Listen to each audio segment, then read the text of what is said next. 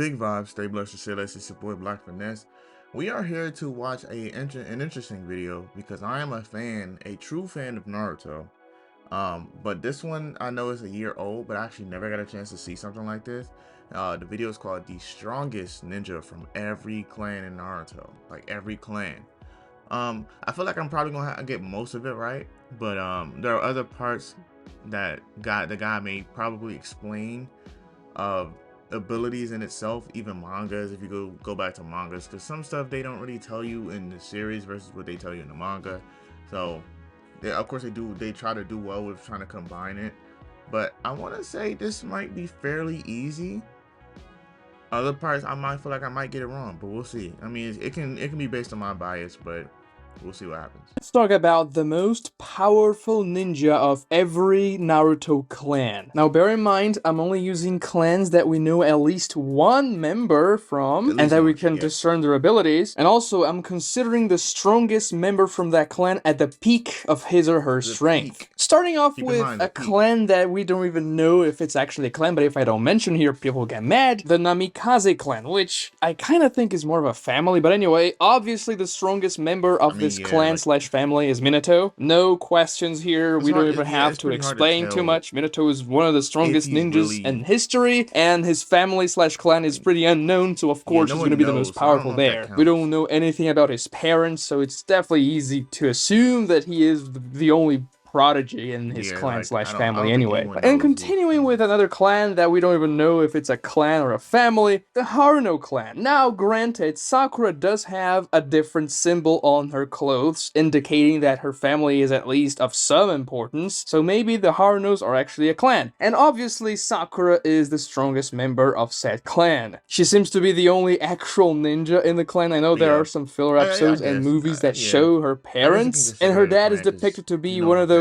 eternal Ganons, but whatever. Obviously Sakura is the strongest one there. And now let's move on to actual clans. Clans we know are clans. They are referred to as clans and not just as a last name. Starting off with the Inuzuka clan, the dog clan to be more precise. We don't know a whole lot of members from that clan. Of course we know Kiba and his mom and his sister, but that's pretty much it. Maybe the dogs are members of the clan as well, I don't know, but still it's kind of implied that the dog Kiba's mom walks with is Kiba's dad, which is really strange, but never mind. I think it's pretty safe to say that by the end of the war arc, Kiba is the strongest member of his clan. He managed to use himself, Akamaru, and a shadow clone to create that three-headed large hound that contended against several different mini Ten-Tails, essentially, in the battlefield. Pretty impressive feat for a guy that uses his dog to fight. I mean, Kiba was kind of forgotten in the series, but I'll still give this win to him. Next,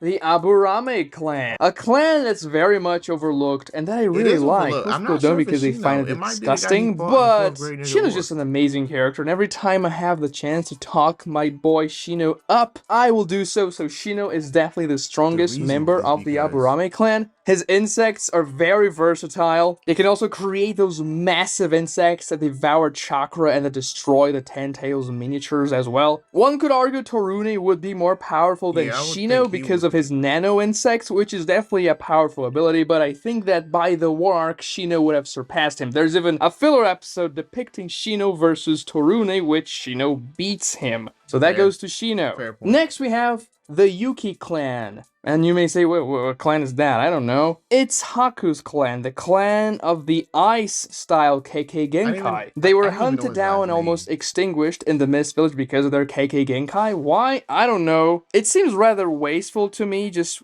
you know, killing everyone that has this very powerful KK Genkai to me, especially if you're a ninja village. But anyway, obviously Haku is the strongest member of this clan, not only because he's the only character we know from this clan, but also Haku is pretty powerful if you think about it. He was able to contend against war arc characters, including Rock Lee. The next clan is another clan from the Mist Village, the Hozuki clan. And this clan is very interesting. This is Suigetsu's clan and also his brother's clan, Mangetsu. Mangetsu was a character that was kind of foreshadowed to be this beast of a character, one of these 7 ninja swordsmen, and a swordsman that mastered every single one of the 7 swords. So it's very obvious that Mangetsu is much more powerful than Suigetsu, at least as far as statements are concerned, though Suigetsu was able to box with the 8 tails, which is no easy feat. The members of this clan have the signature ability to turn themselves into water when they are essentially hit by any physical attack, negating them unless it's a lightning style attack because that's Suigetsu's weakness. And they also have the water pistol technique, which is pretty powerful. It's overlooked, it's not that flashy,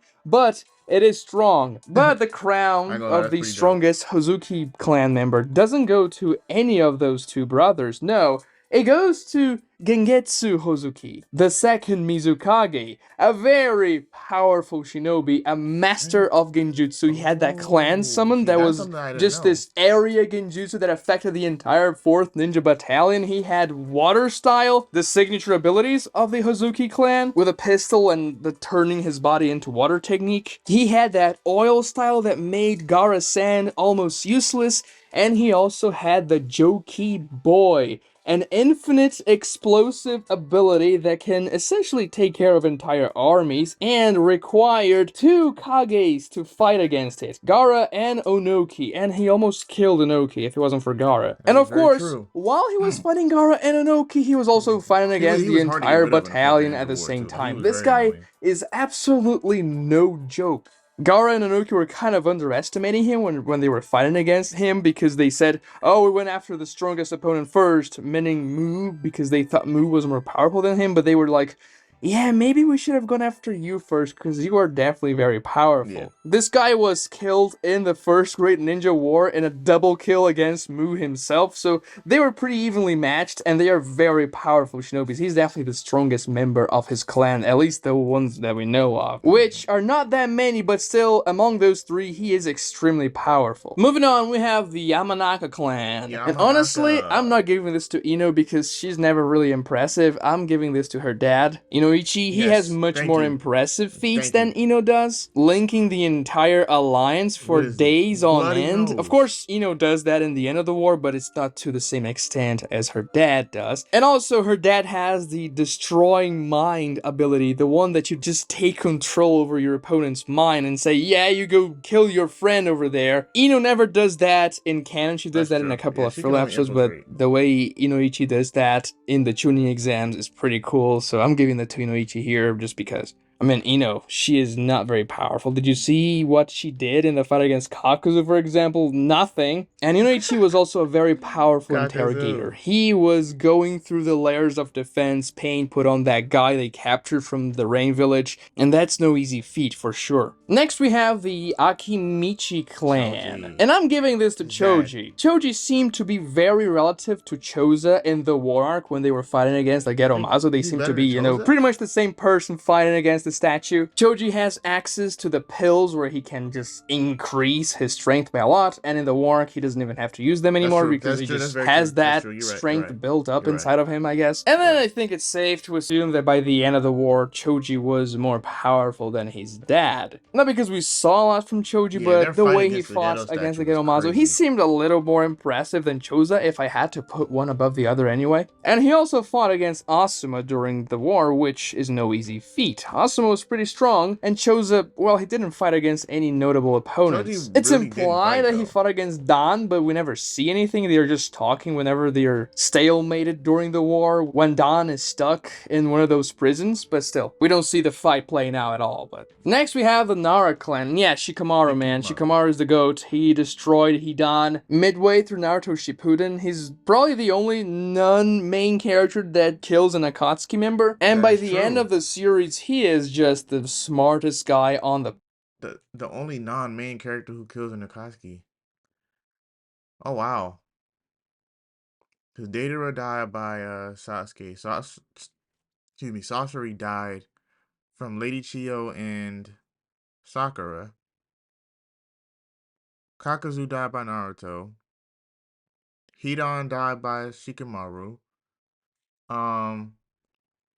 Who else I'm thinking of? Kisame died by Guy. Itachi pretty much died himself, but if not, they're gonna say by Sasuke. Wow. Orochimaru doesn't technically count because he wasn't there that long. Obito killed Konan. Naruto killed Pain or Nagato, even though Nagato technically killed himself. Wow, Shikamaru's the only other one. Planet. Granted, the guy has a little bit of a chakra problem. He's in the Why lower end of, Zetsu the chakra pool didn't really reserves. die But until like still, the he end. does I a can't remember when lot with if he what died. he I don't think why has. Zetsu really Now let's died move until... on to the Shimura clan. And yes, the Shimura clan is a clan. It is stated in one of the chapters in the flashback with Hashirama and all that. When they're saying, oh, the Sarutobis and the Shimuras want to join us. So we don't know a lot of members from the Shimura clan. We actually just know one. At least one that has any notes in the story, which is, of course, Danzo Shimura, the beast, the best Hokage of all time. Fight me in the comments. Of course, Danzo's the strongest Shimura clan member. He's very powerful, man. He was definitely the strongest out of the 5 Kage during the summit. He was the toughest fight Sasuke had to face there, and he was filled with hacks to the brim. Which, of course, was his most powerful state, and we are considering the most powerful states of every character here. So Danzo takes the cake, and I always like to give Danzo praise. Next, let's talk about a clan. We're not that sure it's a clan or not, but the Hatake clan. Kakashi's clan, of course, and we know 2 main members of this clan, Kakashi and his dad, the White Fang, Sakumo Hatake. Sakumo is said to be stronger than the Sanin, which is no joke, to be fair, but the Sanin are definitely not the strongest that I've talked about in this video anyway, so I have to give this to Kakashi. I mean, the levels he reached in the war arc, and then when he gets the dual Mangekyo Sharingan, there's absolutely no competition here. Kakashi is one of the strongest ninjas in the verse with a dual MS. It's just how it goes. That guy is absolutely overpowered. Was it a little bit silly the way he got the double MS? Yes. Was he a little bit too much, in the OP side of things? Yes. But still, we're ranking in power levels here, so Kakashi is definitely the strongest out of him and his dad. Next, we have the Kage clan. Not to confuse with Otsutsuki Kage, we're talking about the Kage clan, Kimimaru's clan, the bone guys. These guys were barbarians. They like to raid places. They were not very liked in the Mist Village. They were from the Water Nation. It's the land of water. This is not Avatar. Anyway. We only know one notable member from this clan, Kimimaru, of course, and he just happens to be the most powerful as well. It is stated by everyone, including Orochimaru, that he inherited the Kaguya Kekkei Genkai more than anybody else. He was going to kill Gaara and Rock Lee if he didn't have ninja disease, and he was fighting so nerfed in that battle. He was only walking through sheer willpower. His body was barely alive anymore, and he was still fighting against Gaara and Rock Lee. This guy was insane. If you remember, in the war arc, when he returns, he is fighting against KCM Naruto. KCM Naruto, this is pretty insane. Granted, he was a shadow clone, but we saw a Sage Mode shadow clone taking care of the third Raikage, and Naruto does not manage to destroy Kimimaru in the Edo Tensei form. He is dispelled by Itachi. He wasn't sealed beforehand, so he kept up with a KCM clone for a long time. And of course, he had some help from Chiyo and other Edo Tenseis as well, but Naruto also had help from like a ton of samurai, so maybe it balances out, but this is a really, really powerful feat for Kimimaru. Obviously, he is the strongest member of the Kage clan, there's absolutely no questions about it. Now let's move on to, well, I'm not so sure it's a clan, but I included it here. I'm calling it the Kazekage clan, or the Sand clan? I don't know. Gaara says his name is Gaara from the desert. Sabaku no Gaara. That's the Japanese translation, essentially. Is that a clan? Maybe, no, because it's implied that the Kazekages, they all control sand, and that's kind of a trend in the Sand Village. I don't know. I'm essentially just ranking the Kazekages here. That's pretty much what I'm doing. The third Kazekage is said to be the most powerful Kazekage in the beginning of Naruto Shippuden, which I don't doubt. Of course that the third Kazekage puppet Sasori was using was not the full power of the third Kazekage, because I would imagine that the puppet wouldn't retain 100% of the Kazekage's power. If even a perfect reincarnation like the Edo Tensei wouldn't retain 100% of the power of that thing, I really doubt a puppet would do so. So the third Kazekage puppet does not represent the full power of the third Kazekage. He was supposed to be much more powerful than that. And in the beginning of Naruto Shippuden, I would agree, this guy would have been the strongest in the Kazekage clan, but by the end of it, it's Gaara. There is absolutely no questions about it. Gaara was fighting against Madara Uchiha, not only once with a 5 Kage, but he fought against Madara again, joining the Tailed Beasts, and then he was fighting against Madara again when Madara became the Jinchuriki of the 10 Tails, and he was trying to get Naruto into safety so that Obito could pass the 9 Tails onto Naruto so that he wouldn't die. So Gaara fought against Madara 3 times, including Jubidara. So yeah, Gaara is obviously the strongest ninja ever to step foot on the Sand Village. Well, not technically, not because Naruto was in the Sand Village once, but he wasn't as powerful as he would be in the future when he was in the Sand Village, so technically this statement was still right. Moving on, we have the Sarutobi clan, a clan that has some very powerful ninjas, of course. Asuma is said to be one of the strongest jonins in the Leaf Village. We have Konohamaru, which becomes powerful in Boruto, I guess, even though he never does anything in the manga. But of course, the strongest member of the Sarutobi clan is Hiruzen, the 3rd Hokage. A lot of people may say he is weak, and a lot of people say he's the god of shinobi because he was stated to be the professor in part 1 and not actually the god of shinobi. This is kind of a misconception. And obviously he isn't as strong as Hashirama or Tobirama. This was a retcon. He was supposed to be stronger in part 1, but then Kishimoto changed his mind and made Hashirama and Tobirama way more powerful than Hiruzen. But Hiruzen is still way more powerful than your average Kage anyway. He was stated to be the most powerful out of the 5 Kage when he was alive. Those Kage, they included Onoki and the 4th Raikage, which are 2 very powerful Kage. Now granted, maybe they got more powerful for the war arc, but still, Hiruzen was fighting against Jubito. I guess he was being stomped by Jubito, but then he was fighting against the wood statue that Spiral Zetsu was using. Hiruzen technically knew every single jutsu in the Leaf Village, which I don't really believe that statement to be truth. Would he know every single KK Genkai, to be honest? Probably not.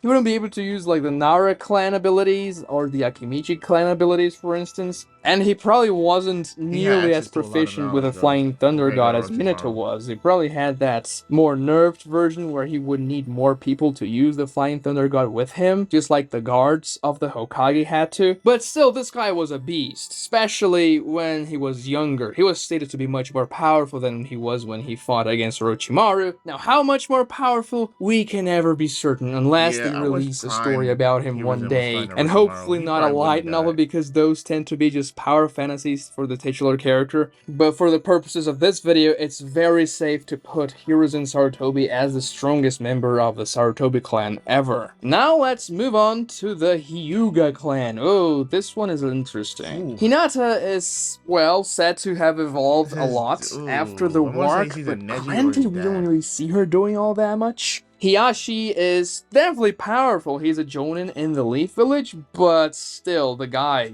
I mean, he has the Gentle Fist. That's what he does, and also the rotation. That's kind of limited, if you ask me. At least Hinata had those lion things, and you could say maybe he had something similar to that, but he never used it. But still, I'll have to give this one to Neji Hyuga. Hiyashi has always been impressed by Neji's strength, even though he was a branch family member. Granted, the way he died was pretty pathetic, but, I mean, the Hyuga clan kind of became a little pathetic in Naruto Shippuden anyway. And Naruto, in the war arc, when he had access to KCM2 and Sage Mode, he was able to fling 1 billion Rasen Shurikens onto the 10 Tails. He was still telling Neji, "Oh Neji, you're a genius. I cannot keep on counting on you for everything." Something along those lines. So I have to put a little bit of faith on Naruto here. And if he was bumping Neji up into this, genius tier level of strength, which, sure, he used to be a genius, but Naruto surpassed him so much by this point in the story, it's kind of laughable. But still, I'll put Neji as the strongest member of the Hyuga clan to ever have graced the earth. Next, let's move on to the Senju clan, a really powerful clan, especially during the Warring States period, and a clan that kind of disappeared. We don't really see any other Senju clan members in the present day. I mean, I guess Tsunade is there, but that's only her.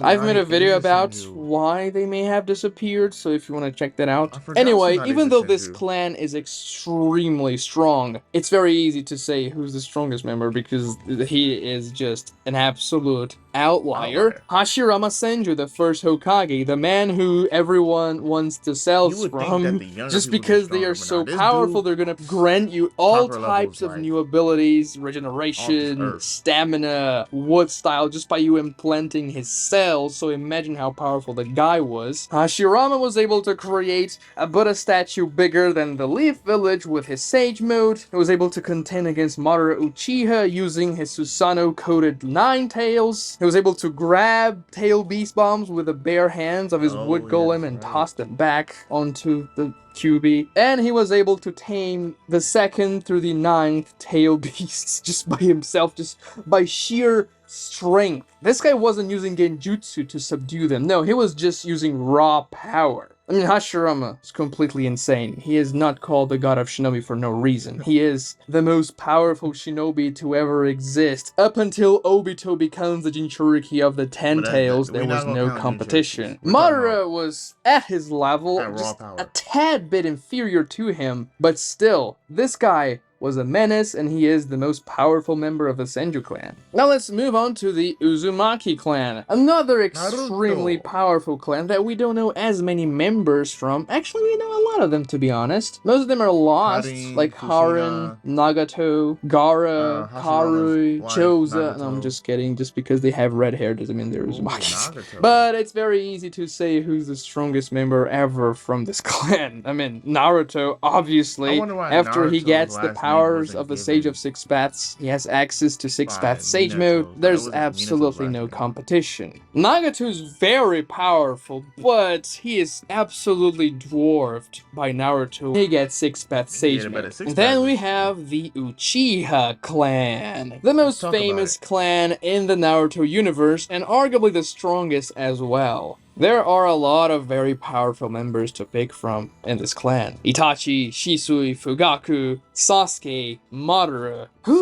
Shisui was, is the oh man, most he was taking powerful, out I the series wonder? early. There are two schools of thought here. Sasuke with a Rinnegan or Madara with a Ten Tails. People that favor Sasuke always bring up the panel where he cuts Jubidara in half with his Chidori, which, don't get me wrong, is impressive. Madara acknowledges Sasuke's speed in that panel, but he's not blitzed by Sasuke because he literally sees him coming and thinks, oh, Sasuke is fast. Jubidara was much more concerned with entering the Kamui dimension and getting his second Rinnegan. He didn't care at all about the lower half of his body because he knew he could regenerate that in 2 seconds. So, although it's an impressive feat, it's not nearly as impressive as a lot of people like to paint it as. And that Madara didn't have his second Rinnegan. He was severely weaker than the most powerful Madara version, which is Dual Rinnegan Rinne Sharingan Jubidara. Now regarding Sasuke's strongest version, a lot of people are going to say that it's Boruto Sasuke, but obviously it isn't, because Boruto Sasuke doesn't have chakra for a single Chidori, and he is getting consistently bodied by every single opponent he fights against. No, the strongest Sasuke version is the Indra Susanoo Sasuke, Yeah, the young one, Sasuke you was pretty know, much that fought stronger. against Naruto. He drained the chakra from all 9-tailed beasts, and the chakra coalesced into the Susanoo, making it really powerful. That's the most powerful Sasuke version that ever existed. Is it stronger than Rinne Sharingan Jubidara? No, absolutely not. Not by a long shot.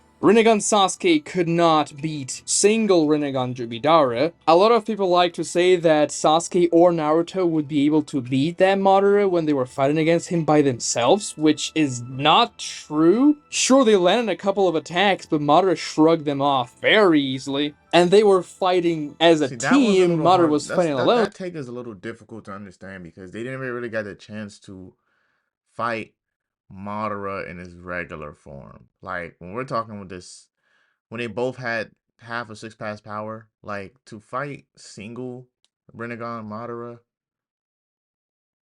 Well, when Madara first showed up and basically fought the group of people. I don't know, like, but then again, like he's talking about that isn't Madara's best form. It is the Juidara. So I mean, I don't know, like.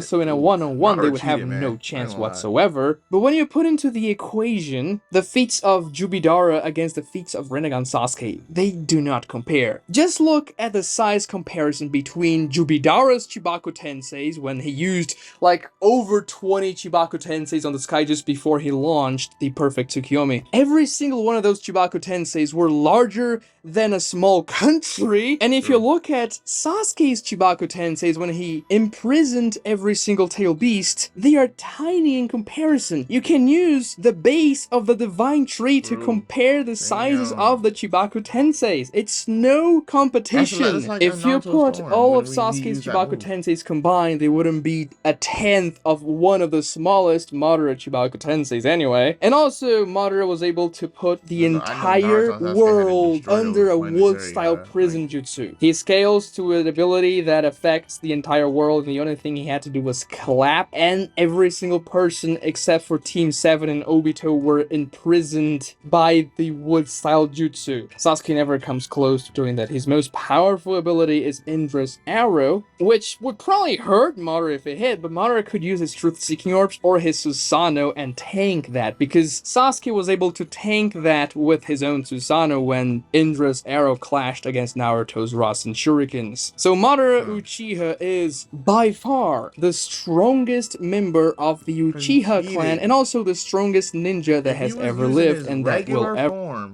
This form with both Rinnegan, somebody would have been able to keep up with him. Somebody. Like, come on, bro. Like, Naruto or Sasuke, I wonder they may be able to do one-on-one if they both had 6 power and Madara had the Rinnegan. Like, I don't know. I don't think that was pretty fair. That's not fair. Live as well. Nobody will ever surpass dual Rinnegan, Sharingan Jubidara. Jubidara versus Ishiki video question mark? Subscribe to this channel if you've enjoyed this video. Man, alright. Well, man, it's a nice little take, but I think Madara, in my opinion, he cheated the entire time, bro. Like, the man cheated death. He was supposed to die a while ago because he lost to Hashirama. Hashirama beat him in his base form. But for him to add a Rinnegan to it, it's like you would need someone from the 4th grade Ninja War to fight him. There's a lot of speculations that Itachi at full form in his prime could probably beat him. We don't know because they didn't show enough of Itachi's past and what he could really do. Like, I don't even think Itachi hit his prime yet. Like, he was still growing. Like, he just got sick.